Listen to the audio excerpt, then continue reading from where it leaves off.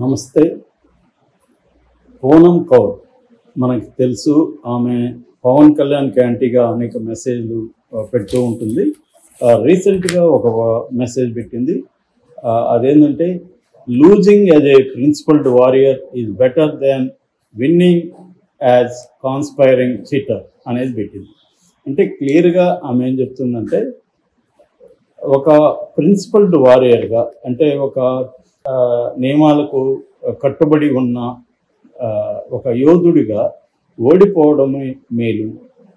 ఒక మోసం చేసి కుట్ర చేసి ఒక చీటర్గా గెలవడం కంటే కూడా ఒక యోధుడిగా ఓడిపోవడమే మేలు అని ఆమె పెట్టింది. ఇప్పుడు ఇది పెద్ద ఎత్తున సంచలనం అవుతుంది. ఎందుకంటే ఇక్కడ చీటర్ ఎవరు, యోధుడు ఎవరు?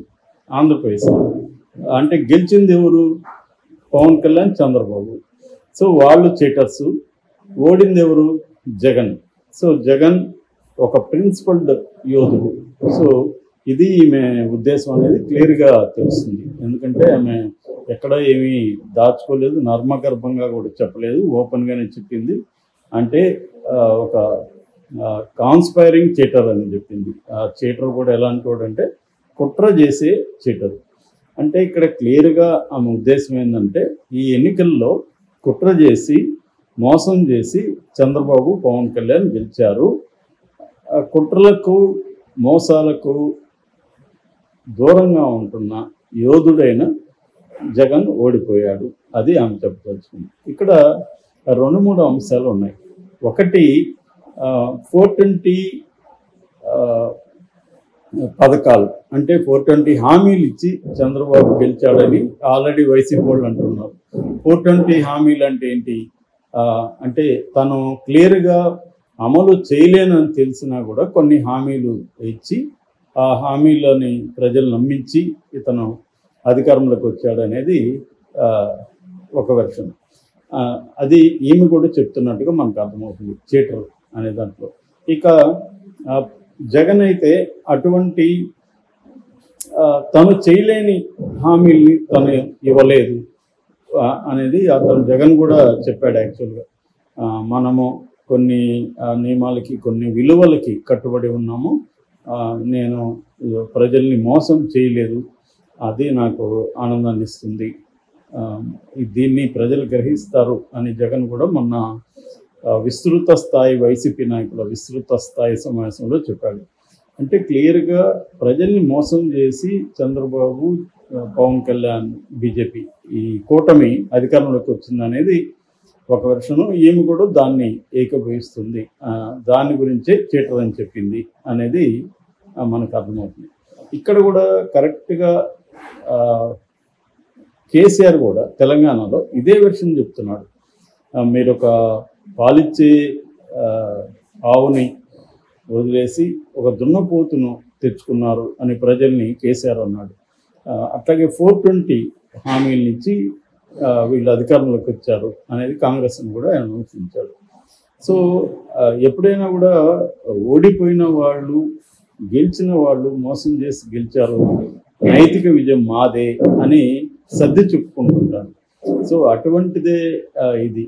సో ఇక్కడ ఎన్నికల్లో నిజానికి ఎన్నికలని కాదు, పాలిటిక్స్లో నేను చాలాసార్లు యుద్ధంతో పోలుస్తుంటాను పాలిటిక్స్ని. యుద్ధంలో కూడా మామూలుగా అయితే యుద్ధనీతి అనేది మనం ఎప్పటి నుంచో రాజుల కాలం నుంచి వింటున్నాము. అట్లాగే మోడర్న్ పీరియడ్లో కూడా అనేక అంతర్జాతీయ ఒప్పందాలు ఉన్నాయి యుద్ధం ఎలా చేయాలి. కానీ ఇవాళ మనం యుద్ధాలు చూస్తే, ఫర్ ఎగ్జాంపుల్ రీసెంట్గా ఇజ్రాయిల్ పాలస్తీనా మీద అటాక్, ఇవన్నీ కానీ చూస్తే ఏ అంతర్జాతీయ న్యాయ సూత్రాలని పాటించట్లేదు. గెలవడం, ఓడడం అనే 2 మాత్రమే ఉంటాయి మార్గాలు. సో గెలవడం అనే లక్ష్యాన్ని చేరుకోవడానికి ఎటువంటి మార్గమైనా ఒకటే. అంటే మార్గము, లక్ష్యము, మీన్స్ అండ్ ఎండ్ అంటారు. సో ఎండ్ బాగుండాలి, మీన్స్ కూడా బాగుండాలి అనేది గాంధీయన్ సూత్రం.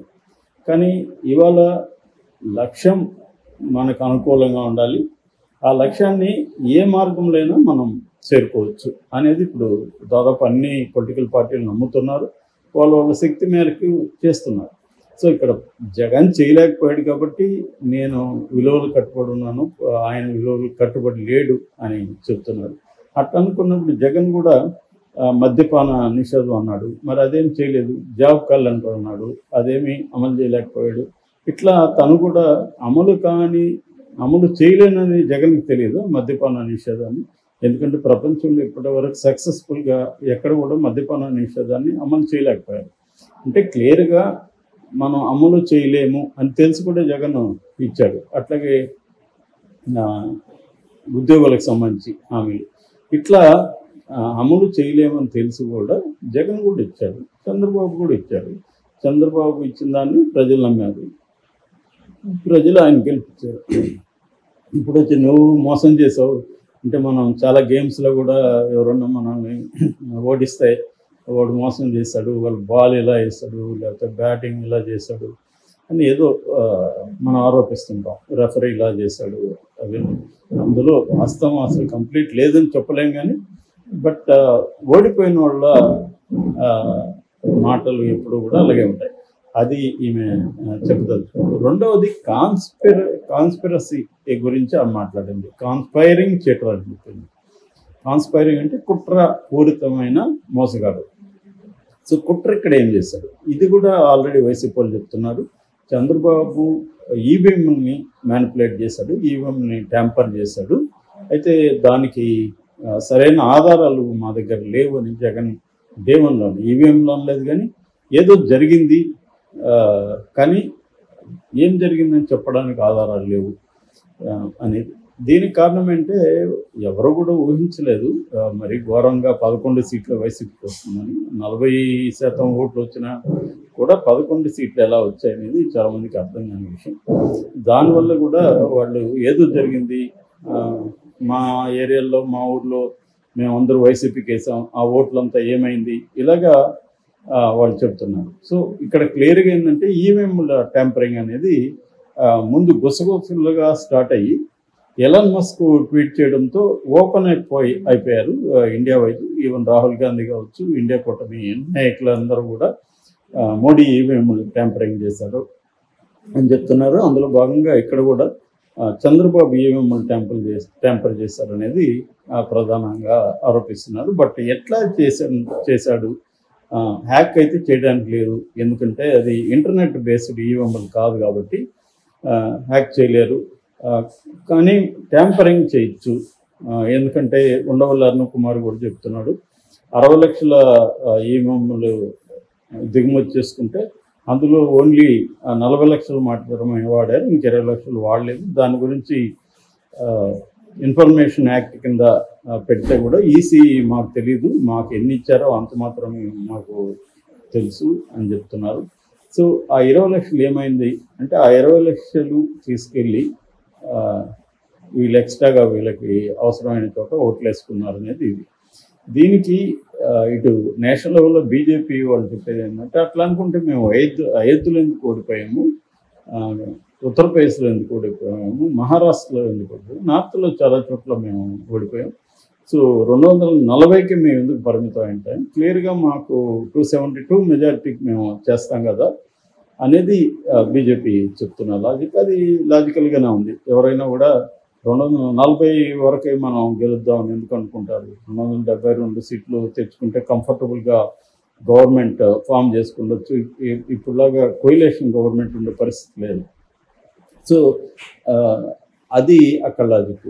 సో చంద్రబాబు చేయగలిగినప్పుడు మోడీ చేయలేడా?